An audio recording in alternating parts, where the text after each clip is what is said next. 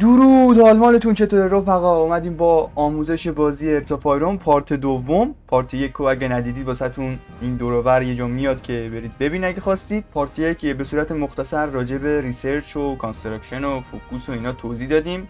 یه آموزش ابتدایی و در حد مبتدی بود اما لازم بود برای کسی که شروع میکنه بازی و حتما باید بدونه. این پارت میخوایم راجع به چیزای بهتر صحبت کنیم، راجع به چیز ابتدایی نیست، چیزایی که باید بدونید و روی بازیتون تاثیر داره. اگه کانال دیسکورد من ندارید داخل دیسکریپشن رو هست، کانال تلگرام هم هست، جوین بشید. داخل کانال دیسکورد میتونیم با هم بازی کنیم، با هم پلی بدیم، حالا چه هرسوفایرون چه بازی‌های دیگه. خب قبل اینکه آموزش شروع کنیم حتما لایک و ساب فراموش نشه برای حمایت از من. حرفی باقی نمیمونه، بریم سراغ آموزش. خب قبل اینکه آموزش اصلی رو من شروع کنم بیام اینجا راجع به دیسیژن‌های توضیح بدم. داخل پارت قبلی گفتم دیسیژن چیه، فقط میخوام چیزای دیفالت که تو هر کشوری هست رو بگم. این دو گزینه بهتون وار ساپورت میده، اما یه پیش نیازی میخواد. اولش 75 تا پولیگا پاور میخواد، کاری نداریم.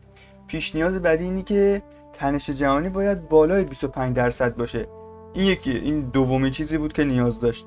سومین چیز اینه که میگه بعد رادیو رو ریسرچ کرده باشید تا 5% بهتون وار ساپورت بده. اگه میخواینش که چیز خوبی، واقعا چیز خوبی. بخواین این گزینه رو فعال کنیم باید 100 تا پولیگا پاور داشته باشید، با یک کشور اصلی، کشور میجور برید داخل جنگ، نه کشورهای کوچیک و در پی. بعدش اینکه باید تنش جهانی هم بالای 50% باشه تا بتونید این 10% وار ساپورت رو بگیرید. خب پولیتیکال اکشن گزینه اول واسه 180 روز بهتون 10% کانزومر گود اضافه بهتون میده روی، یعنی اون تعداد کارخونه هایی که میتونید استفاده کنید 10% کمتر میشه. بهتون هفته نیم درصد استابیلیتی میده، بهتون 10% فاکتور آوتپوتتون رو کمتر میکنه. به نظر من چیز خوبی نیست واسه کشورهایی که زیرساخت قوی و کارخونجات زیادی ندارن. خب از این به بعد به پایین همه راجع به ایدئولوژیتونه.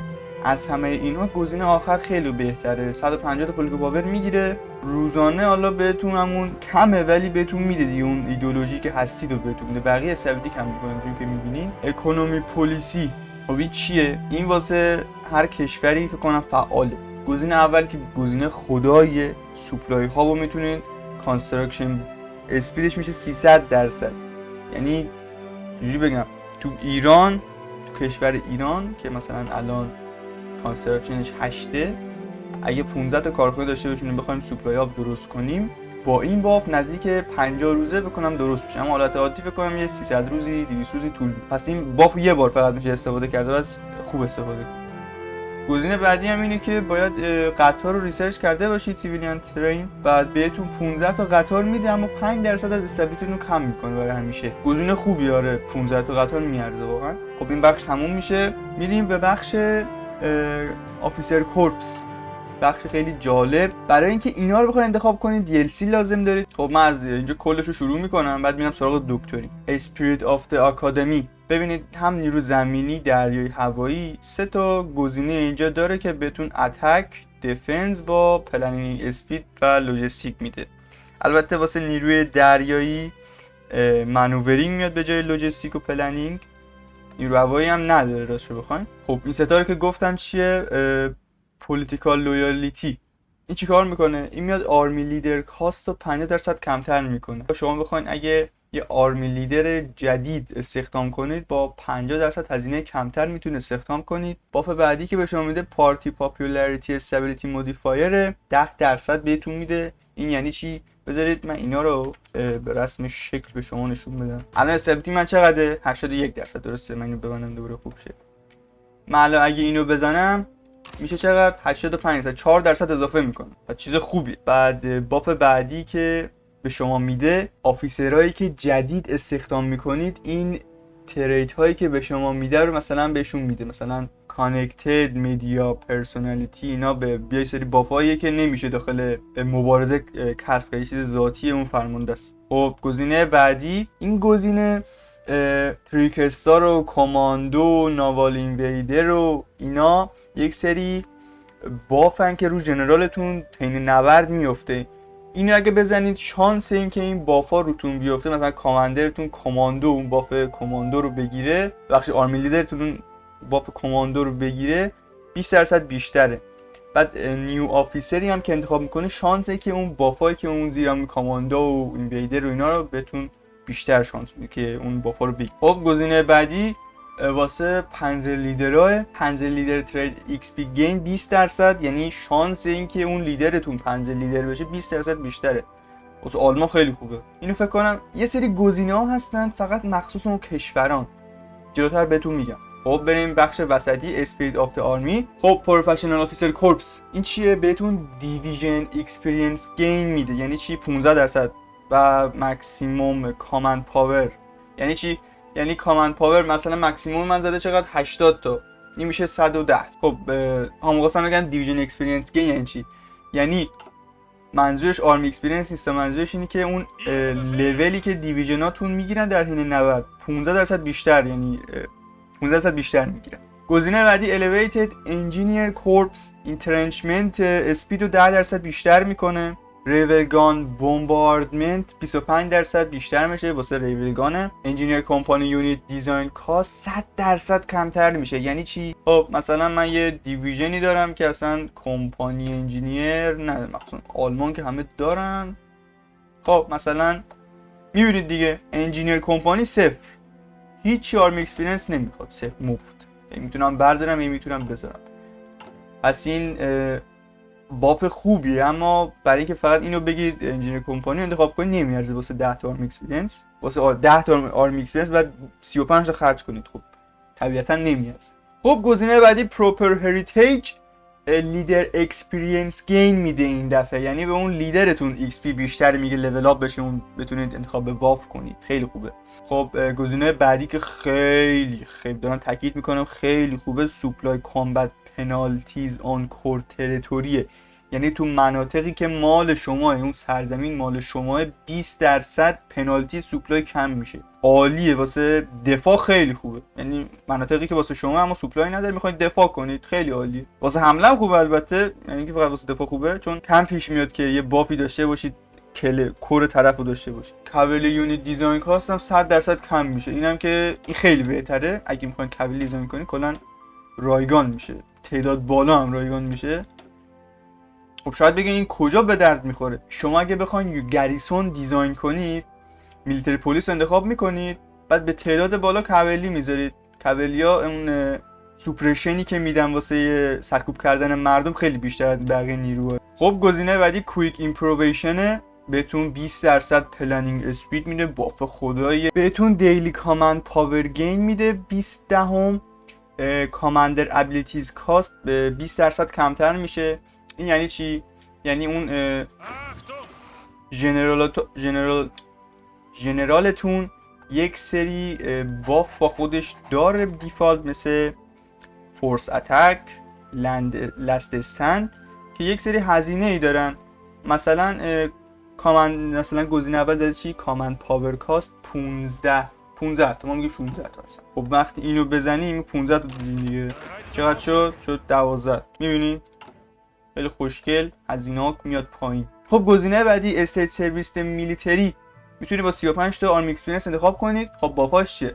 آفنسیو وار پنالتی استابیلیتی مودیفایر 10% و کانسکریپشن لو کاست. گزینه اول به اینه که شما وقتی میرید داخل جنگ یه استابیلیتی منفی جنگ به شما میده. خب این 10% اون استابیلیتی منفی که به شما میده کمتر میکنه، خیلی خوبه. خب کانسکریپشن لو کاست هم معلومه چیه دیگه، 25% کمتر میکنه. منظورش همون سربازگیری که هزینه‌اش 25% کمتر میشه. گزینه بعدی موتورایزن درایو، برای دیزاین موتورایز هایی که 100% هزینه ها رو کم میکنه. خیلی خوبه واسه کشور آلمان یا کشور شوروی، کشورهایی که تانک پلی میدن، واسه دیزاین عالیه. اصلا هزینه نمیگیره، 100% کمتره. لایت تانک، میدیوم تانک، هوی تانک، موتورایز، اینفنتری، هر کوفتی اصلا رایگان میشه براتون، خیلی خوبه. گرند مدال کاست 50% کمتر میشه، عالیه. فیلد آفیسر دیویژن پنالتی 100% کمتر میشه، یعنی باف خداه. خب اولی رو توضیح میدم.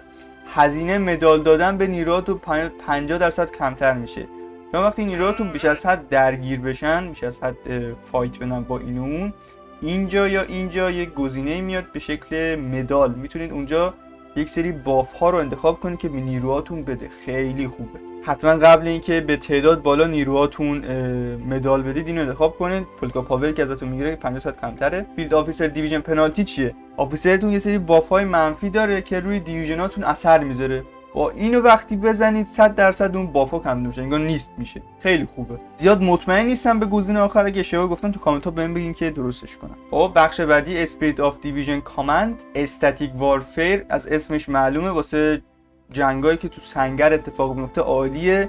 اینترنچمنت اسپید 10%، مکس اینترنچمنت 10%، اون حداکثر سنگرسازیتونه. سنگرسازی نیروهاتون به صورت دیفالت انجام میدن، نه اون سنگری که ساخت و ساز انجام میدن. خب دو تا تاکتیک هم اینجا نوشته، دو تا تاکتیک دفاعیه، 100% پرفکت تاکتیک به شما میده رو اونا. خیلی خوبه. خب فلکسیبل اورگانایزیشن، خب این چیه؟ این باف خداییه. این از یکی از بافای خدای دیویژن اسپید بهتون میده، 5% عالیه.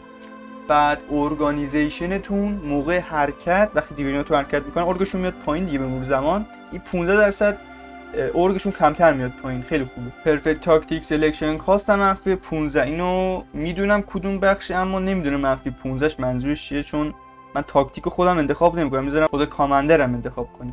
خب گزینه بعدی اگریسیو ریکونیسنس، یا اگه اشتباه میگم که ببخشید، بهتون ریکونیسنس حالا نمیدونم دقیق، بهتون 15% میده. اینتلیجنس گینت فرام کامبت 15%، اون اطلاعاتی که درباره نیروهای دشمن میتونید بگیرید که موقعیتشون کجاست و چند نفر لابه مرز، اینا 15% بیشتر میشه. پرفکت تاکتیک هم مثبت 100%. دیویژن ترنینگ تایم منفی 15%. به تو پیشنهاد میکنم وقتی میخواین دیویژن زیادی تعلیم بدید اینو انتخاب کنید، خیلی خوبه. بهتونم یه تاکتیک دلری هم 100% پرفکت تاکتیک به شما میده، خیلی باف خوبیه. این گمون کنم راجع به ارگانیزیشنتون کمتر داخل نبرد 15% کم میشه، فکر کنم راجع به اینه، نمیدونم. اگه شما سر در میارید راجع به این گزینه کامنت ها بهم بگید که منم بدونم واقعا. خب منور وارفیر 5% دیویژن اسپید بهتون میده، بهتون کوردینیشن 5%، یعنی هماهنگی نیروهاتون 5% بهتر میشه، خیلی عالیه. خب آرمی کامند تموم شد، بریم سراغ دکترینش. خب اینجا 4 تا دکترین داره، هر بخشی، چه نیوی، چه ایر، چه اسپشیال فورس که 3 تا داره، ولی این 3 تا 4 تا داره هر بخشش. از بخش چپ شروع میکنم. موبایل وارفیر دکترین، این دکترین به درد کشورهایی میخوره که با تانک و موتورهای سر و کار دارن. باهاش هم که میبینید اینور میاد بلیتزکریگ، یه تاکتیک آلمانی بود واسه این سرکل زدن و محاصره های سریع و خفن تانکی. اینور میاد 2 قسمت میشه. اینور موبایل اینفنتریه که موتورایز و مکانایز و آرمورد کار ربط داره، راستش واسه تانک اکثرا. اینجا میاد به 2 قسمت تبدیل میشه. راستی مدرن بلیتزکریگ که باز هم مربوط به بریک ترو و نمیدونم ارگانیزیشن تانک و مکانایز و ایناه. سمت چپ دیسپریت دیفنس میاد بهتون منپاور میده، یعنی 2% از جمعیتتون تبدیل به منپاور میده. اینجا 3%. 10% دمیجی که گریسونای دشمن از شورش میشه بین مردم، 10% آسیب بیشتری میبینه گریسونای دشمن. خب دکترین بعدی سوپریور فایر پاور دکترینه. این دکترین از نظر من به درد کشورهایی میخوره که منپاور کمتری دارن و نمیخوان موقع جنگ و منپاور رو به فنا بدن. به درد اونا میخوره چون سافت اتک خیلی خفنی یا دفنس خیلی جالبی روی آرتلری و ارگانیزیشن و اینا میده، خیلی خوبه. کلا این دکترین مربوط به چیزه، کلا این دکترین مربوط به آرتلریه، یعنی وقتی دکترین رو برید حتما باید داخل دیویژناتون آرتلری کار کرده باشید یا تولیدات آرتلری رو شروع کرده باشید، وگرنه اصلا با تاثیر خاصی روتون نمیذاره. خب اینجا به 2 قسمت تبدیل میشه. سمت راست واسه اکثرا واسه سافت اتک و اینا، ترکیب از هارد اتک هم داره گزینه آخرش 5%، ولی راستش کلا واسه سافت اتک نسبتا. سمت چپ میبینید که اینجا واسه هارد اتک، سافت اتک هم میده گفتم نسبتا، ولی اینجا باف بیشتری واسه هارد اتک میده با آرتلری. خب این از این. میریم بعدی گرند بتل پلان دکترین. خب قبل اینکه این دکترین رو من بخوام یه توضیح مختصری بدم، چون زیاد چیز خاصی راجبش نمیدونم، زیاد بهش پلی ندادم. وقتی هر دکترینی رو انتخاب میکنین بهتون تو این قسمت یه دونه گزینه خاص به اون دکتری میده. مثلا من الان موبایل وارفیر دکترین رو گرفتم، بهم اون وارفیر موبایل رو داد. مثلا الان اگه من گرند بتل دکترین رو برم بهم لاجستیک فوکوس اضافه میشه. میبینید؟ خب بریم سراغ توضیحات این. من زیاد راجع به این دکترین نمیدونم، ولی جوری که اینجا نوشته راجع به پلنینگ اسپید و نوع مدیریت نبرد و اینا داره توضیح میده. خودتون الان با پاشو ببینید، اگه لازم داشتید بخونید. خب دکترین سمت راستی دکترین خیلی خفن واسه کشورهایی مثل چین کمونیست، کشوری که منپاور زیاد دارن یا میخوان ترکیبی از اینفنتری و تانک برن جلو. این خیلی پیشنهاد منه، چون سمت راستش که بریم کلا بافای خیلی خفنی راجع به اینفنتری، اینکه اینفنتری کمتر سوپلای مصرف کنه یا خیلی با تعداد بالا بره اما کشته کمتری بده. سمت چپش هم به همون صورت، هم حالا با تانک یکم مدیریت شده، با تانک قدرت تانک رو میبره بالا با اینفنتری. خب این بود از دکترین. خب بریم سراغ نیوی. همین الان از همین اول بهتون بگم زیاد من از نیوی سر در نمیارم، خیلی تخصصی و اینا، مخصوصا این گزینه‌هاش. اگه چیزی رو اشتباه گفتم به بزرگی خودتون ببخشید. خب بخش اول این ستا که باش کاری نداریم، بهتون گفتم چیه. کانووی وارفیر، اون کاپیتانتون یه سری باف های مثل سی ولف و اینا میتونه بگیره، شانسش بیشتره که بگیره. خب بعدی میشه بیست آف د بیست، استارتینگ لول آف نیو نیوی لیدر. یعنی وقتی شما یه نیوی لیدر جدید استخدام کنی 2 تا لول بالاه، خیلی خوبه. 2 تا لول به جای اینکه داخل نبرد بگیره اینجا میگیره. یه باف دیگه هم که داره اینکه اطلاعات دریایی شما کمتر به بقیه داده میشه. اینم که آکادمی اسکولارشیپ، اینم نیوی لیدر کاست، هزینه لیدر میاد پایین، یه دونم لول بهش اضافه میکنه. خب بخش بعدی اسمشو نمیدونم، اسم سختی داره، ولی میدونم که دیسترویر ریسرچ اسپید 20%، لایت شیپ دیزاین کاست هم 60%. خیلی خوبه واسه ریسرچ دیسترویر و دیزاین کشتی‌های سبک. کریر دیزاین کاست منفی 60%. گزینه اولو نمیدونم واقعا، بخوام یه توضیح الکی بدم واقعا نمیدونم، پس کاری باش ندارم. خب این گزینه شیپ مدلز ریسرچ اسپید 20%. این یعنی اینکه وقتی بخوایم ما توپ یا گلوله کشتی‌ها رو ریسرچ کنیم، بهتون نشون بدم مثل اینا رو، این زمان کمتری به کار میبره. خیلی چیز خوبه. 20% زمان کمتری، 20% زمان کمتری میبره. ناوال ریفورم چیز خاصی نداره، بهتون ناوال اکسپریانس گین بیشتری میده. این هم مربوط به ریپیرتونه، یعنی کشتیاتون سریعتر ریپیر میشه و میره داخل میدون جنگ. سابمرین پرایمری هم ریسرچ سابمرین 20% بیشتر میشه، 60% هم دیزاینش کمتر میشه مثل همین. خب بریم به بخش آخری داخل این گزینه ها. کلوز کامبت بهتون اسکرین اتک 5% میده، تورپیدو اسکرین پنالتیزیشن هم 5% بیشتر میشه. گزینه اولش اینه که تمام کشتیاتون اتکشون 5% بیشتر میشه، کشتیایی که رو آبن. اسکرین تورپیدو اسکرین پنالتیزیشن مثبت 5% و واقعا نمیدونم. نایت فایتینگ هم که نایت اتک و نایت اسپاتینگتون خیلی بالا میره، دشمن هم 5% کمتر امکان داره که شما شناسایی کنه. سارفیس ریدرز ریتریت دایرکشن چانس 10%، یعنی شانس اینکه کشتیاتون از نبرد برگردن خیلی بیشتره وقتی آسیب میبینن. خیلی باف خوبیه. این هم که باف مربوط به آب و هواه که باف خیلی مشتیه. بریو کاماندرز هم ریتری دایرکشن شانس رو 5% کمتر میکنه، باف بدیه، ولی به اونور شانس اینکه شما کریتیکال هیت بزنید بیشتر. بریم سراغ دکترین کشتی‌ها. توضیح خاصی نداره، 3 بخش میشه. بخش وسط واسه سابمرینه، بخش چپی واسه بتلشیپ و کروزر و اینا، دیسترویر و این حرفا. راستی هم برای اسکورت کردن کریر و این چیزه. همه اینا یه تلفیقی از همه چیز هست. من تلفیق از بتلشیپ، کریر، کروزر، نمیدونم لایت شیپ، هر چیزی هست. ولی یه سری یا تخصصی، مثلا این فقط بافای سابمرینش خیلی خوبه واسه کانووی ریدینگ، اینم مخصوص کریره ولی بافای دیگه‌ای به شما میده. ایر ادوایزر کاست چه به درد میخوره؟ هزینه‌ای که واسه ادوایزرتون میتونید استخدامش کنید کمتر میشه. مثلا این 100 تا بولگو پاور میخواد، وقتی من انتخاب کردم شد 25 تا. تو این قسمت هم هستن، میتونید انتخاب کنید، خیلی ایزی. دایو بمبینگ واسه کسایی که کس پلی میدن و کلوزر ساپورت پلی میدن خیلی بافای مثبتی داره. بهشون ریسرچ اسپید یا کس دیزاین بهشون کمتر میده، خیلی باف خوبیه. اینداستری لایسنس خیلی باف خداییه واسه کسایی که زمانی که میخوان لایت ایرکرافت، مدیوم یا نیوی ایرکرافت ریسرچ کنن 15% ریسرچ اسپید بهشون میده. خب افکتیو ترینینگ پروگرامز، وقتی نیروهاتون دارن آموزش میدن، نیرو هواییتون 35% اکسپریانس بیشتری به شما میدن. گزینه بعدی بهتون 10 آرمی کلیرنس روزانه میده و اطلاعات نیرو هواییتون 5% کمتر به بقیه نشون داده میشه. خب این گزینه چیکار میکنه؟ این گزینه 25% تصادفات هوایی رو کمتر میکنه. یعنی چی؟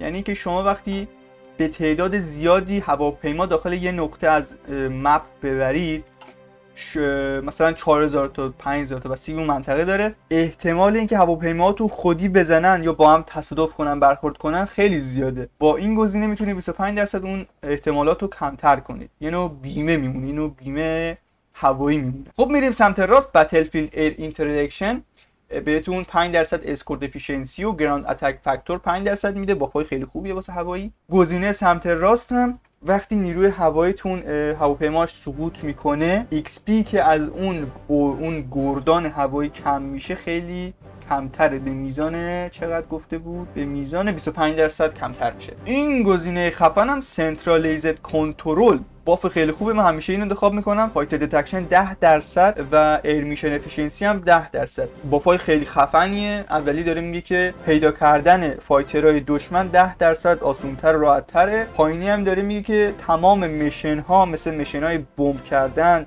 نمیدونم ناوال استرایک 10% افیشنسیش بیشتر. برابرش گزینه بعدی هم ایربورن هیروز 50% ایس افیشنسیز بهتون بیشتر میده. یعنی چی؟ یعنی امکانی که طلبانتون ایس بشه یه فردی اینجا ظاهر میشه یا میتونید انتخابش کنید، به یه سری بافای هوایی بهتون میده. ایر پاور پراجکت دقیق نمیدونم، اگه خوب میدونید داخل توضیحات بدین بهم بگید، ولی من یک توضیح میدم از خودم. فکر کنم راجع به اینه که وقتی رو مناطقی که مال شماه، مثلا اینجا که مال آلمانه، وقتی حمله هوایی بهش بشه قدرت نیروی هوایی ما 10% بیشتر میشه تو این منطقه، چون مال خودمونه. فکر کنم راجع به اینه، دقیق نمیدونم. اگه اشتباه گفتم بهم بگید که بدونم. این یکی هم که آخرین گزینه هستش، ای ساپورت میشن افیشنسی 25%. خب یعنی چی؟ من نیروهای کس دارم میخوام به چکسلواکی حمله کنم، 25% افیشنسی کسام بیشتر میشه توی ساپورت به نیروهام. خیلی باف خوب، خیلی باف خوبی. خب بریم سراغ دکترین. دکترین چپی و راستی راجع به بمبرا هستن، وسطی هم راجع به کلوزر ساپورت. این که این چی کار میکنه اون چی کار میکنه خودتون بخونید، چیز خاصی نداره واقعا. یه ترجمه سادم کلی اطلاعات بهتون میده. واسه تاکتیکال بمبرا و ایناست. فقط راجع به تاکتیکال بمبرا نیستش واقعا. مثلا ممکنه یه جاش یه باف راجع به فایتر بده، مثلا ببین ناوال میشن افیشنسی 10%. کلا ترکیبیه اینا. چپی هم واسه لارج بمبرای واسه بمب کردن خیلی خوبه. مثلا این باف استراتژیک بمبینگ 20% بیشتر بهتون میده که باف خیلی خفنیه. خب بریم سراغ دکترین اسپشیال فورس. سمت چپ راجع به ماونتینیر، وسطی مرینز و راستی هم پاراتروپرز که توضیح راجع به اینا نمیدم که این چپیش چیکار میکنه راستیش چیکار میکنه. خب این بود توضیحات دکترین. نفس چاق کنم و بیام ادامه رو به شما بگم. خب بریم سراغ دیویژن ها. تو این قسمت میتونین اسمش رو انتخاب کنین، اسم دیویژنتون. این سه تا گزینه که اکثرتون نمیدونین چیه، وقتی رو پایین‌ترین حالت باشه تجهیزاتی که لول بالاتری دارن دیرتر به این نیروهایی که شما گذاشتید میرسن.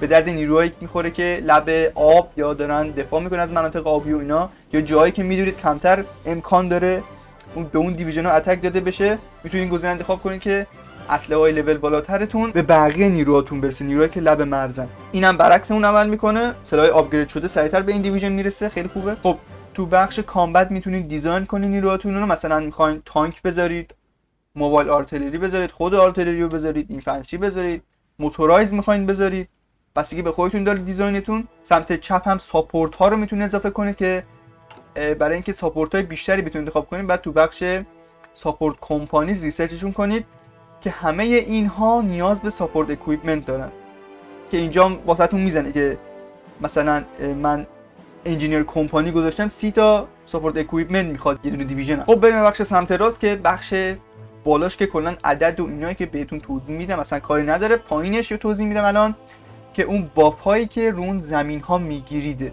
که تشکیل شده از 3 قسمته: موومنت، اتک و دیفنس. این باف ها مربوط میشه به دیویژناتون و اون ساپورتایی که انتخاب میکنید. مثلا من الان انجینیر کمپانی بردارم، کلا اون باف ها پودر میشه، ولی اگه باشه اون باف های مربوط به خودش رو به شما میده. خب بریم به بخش بالایی. مکس اسپید سرعت دیویژناتونه، چیز خیلی نرمالیه، توضیح خاصی نمیخواد. HP قدرت نیروهاتونه که سریع نابود نشه. هرچی HP کمتر باشه شانس اینکه نیروهاتون کامل پاک بشن خیلی زیاده، بس مواظب این اچ پی باشید. ارگانایزر نظم نیروهاتونه که خیلی به درد میخوره تو میدون نبرد. ریکاوری ریت چیه؟ بهتون توضیح بدم. مثلا این نیروی من به اینجا حمله کرده، ته قدرتشو گذاشته، برگشته عقب نشینی کرده، اومده همین مرزی که هست، باز دوباره بخواد جون بگیره و سر سامون بگیره، به ریکاوری ریت من بستگی داره که یه سری از داخل میلیتری های کامنده بود مثلا ایشون بهتون 8% دیویژن ریکاوری ریت میده که بهتون گفتم چیکار میکنه. خب این گزینه تلفظش سخته واسه من ولی مربوط به ریکونه، بهتون قابلیت اسکات و اون اطلاعاتی که راجع به نیروهای دشمن میتونید لب مرز بگیرین بستگی به این داره. خب چجوری بالا ببریمش؟ اگه توجه کرده باشید میتونید توی سرچ کنید این باف بهتون داده میشه، میبینید 200% این میره بالاتر. این ابیلیتی مربوط به گریسوناتونه. گریسونا چی هستند؟ کسایی که وقتی شما منطقه دشمن رو میگیرید مردم شورش میکنند، هرچی این سوپریشن بالاتر باشه مردم اون منطقه سرکوب میشن. خب این وزن نیروهاتونه. خب میگیم وزنشون چیه؟ مگه گونی سیب زمینی هست که وزنشون مهم باشه؟ بله گونی سیب زمینی هست. اگه بخواید نوال اینویژن بزنید هرچی وزنش بالاتر باشه نیاز به کانوی بیشتری دارید. پس سوپلای که نیروهاتون دارن مصرف میکنن روزانه، توضیحش همینه واقعا. خب اوریج ریلی ابیلیتی 88% برای من، بستگی به کیفیت تجهیزاتتون داره. تانکی که من دارم استفاده میکنم 91، پس وقتی من اینو تو میدون بیارم این تاثیر داره، میانگین میگیره بازی ازش که کیفیت تجهیزاتتون رو به شما میگه. خب این بونسی که میتونید ازش بگیرید، نمیدونم چجوری میتونید بالا ببریدش ولی بهتون ممکنه بده. خب تریکل بک اگه درست بگم این مربوط به وقتی شما کمپانی هاسپیتال، فیلد هاسپیتال رو ریسرچ کنید، وقتی داخل نیروهاتون بذارینش، شانس اینکه نیروهاتون کشته نشن و برگردن، از یعنی اون منباورتون کم نشه، خیلی بیشتره. نیروهاتون برگردن و دوباره مبارزه کنن. خب اکسپریانس لوز بیسش 0، یعنی نه بهتون اکسپریانس مجانی میده به نیروهاتون نه کم میکنه، بستگی حالا به اون بافای کشورتون داره. سافت اتک این بخش خیلی بخش مهمیه. کامبت استات سافت اتک، هرچی میزان این بالاتر باشه شما به نیروهای زمینی دشمن بیشتر میتونید اتک بدین، سافت اتک بیشتری میتونید بدین. ما 3 نوع اتک داریم داخل نیرو زمینی: سافت اتک، هارد اتک، ایر اتک. هارد اتک واسه ضربه زدن به نیروهای زرهی تانک. ایر اتک خب معلومه واسه ضربه زدن به نیروهای هوایی. دیفنس توضیح نداره، واقعا دفاع نیروهاتونه. بریکترو نفوذ نیروهاتونه. مثلا چی؟ هرچی بریکترو بیشتر باشه من به این دیویژن حمله کنم، بریکتروم خیلی بالاتر از نیروی حریفم باشه، نیروم اوورران میشه، یعنی بدون که این سرکلش کنم میرم تو یا نیروی یارو پودر میشه. خب آرمور باعث میشه که آسیب کمتری به نیروهاتون وارد بشه، بستگی به پیرسینگ حریف هم داره. هرچی پیرسینگ حریف بالاتر باشه خب سوراخ کردن آرمور شما بیشتر میشه. وقتی نیروهای زرهی به کار ببرید این میزان آرمور رو به شما میگه. خب پیرسینگ هم گفتم واسه نفوذ به آرمور نیاز به پیرسینگ دارین. وقتی دیویژن آرمور روبروتونه مثل دیویژن تانک، حالا هر چیزی مکانایز موتوراز کاری نداریم، پیرسینگ و هارد اتک اینجا پرچمشون میره بالا، میگه که هرچی میزان من بالاتر باشه من بهتر میتونم نفوذ کنم به آرمور طرف. خب اینترنشمنت نوع سنگرسازی نیروهاتونه که میزنه بهتون یه عددی بهتون میده، حالا طریقی نمیدونم داستانش چیه، ولی میزان سنگرسازی نیروهاتون وقتی نیروهاتون توی منطقه بمونن واسه خودشون میان دور منطقه سنگر میسازن تا بهشون اتک داده میشه باف منفی کمتری میده. خب این گزینه اکویپمنت کپچر ریتیو فکر کنم درست بگم، آخریشو نمیدونم. یک نوع بافیه که کاماندرتون میگیره، فقط من از این نوع بلدم که فقط کاماندرتون میگیره، شاید روی دیگه داشته باشه. بهتون این امکانو میده که وقتی شما با نیروی دشمن نبرد میکنید، امکان این که تجهیزات نیروی دشمنو بگیرید مال خودتون کنی شانسش میره بالاتر. خیلی باف خفنیه. خب کامبت وید چیه؟ وقتی ما دیویژن زیاد انتخاب کنیم میبینیم که این داره میره بالاتر. برای کشورهای مثل آلمان و اینا سیتا خوبه، به اندازه سیتا یه کامبت وید خوبه. حالا کامبت وید چی هست؟ میزان اندازه نیروهاتون داخل میدون نبرده، تعداد نیروهاتون دقیق میخوام بگم، هرچی بالاتر از سیتا باشه با پای منفی میده، بس یک کشور یا اون دکترینی که انتخاب میکنین داره. سعی کنید بیشتر از سیتا نگیرید. اینم که خب این داره منپاورتون میگه که چقدر، که هر دیویژنتون چقدر منپاور داره مصرف میکنه. این زمان آموزش رو داره میگه. میزان گنجایشی که میتونه نفت ذخیره کنه. از این به بعد پایین داره تجهیزاتی که داره استفاده میکنه رو میذاره. مثلا خب چیز بعدی که قرار بهتون بگم نوال اینویژن زدنه. مثلا من این سه تا کاماندر رو میگم که میارید به سمت یکی از لنگرگاه هایی که دارید. خب بعد اینکه رسیدن شما این گزینه رو میزنید، محلی که ازش میخواین نوال اینویژن شروع بشه رو کلیک چپ میکنید، محلی که بخواین نوال اینویژن زده بشه رو کلیک راست میکنید. اینجا یک میزان زمانی زده، به تعداد دیویژن هایی که انتخاب میکنید بستگی داره تعداد زمانشون. یهو 24 تا انتخاب نکنید، مثلا دو تا تقسیم کنید و یک کلیک چپ کلیک راست کلیک چپ کلیک راست مثلا این مرز رو کامل بگیرید. خب برابرش 21 روز ما پر شد. الان نیروی ما آماده نوال اینویژن هست. فقط اینجا باید 2 تا کار انجام بدید.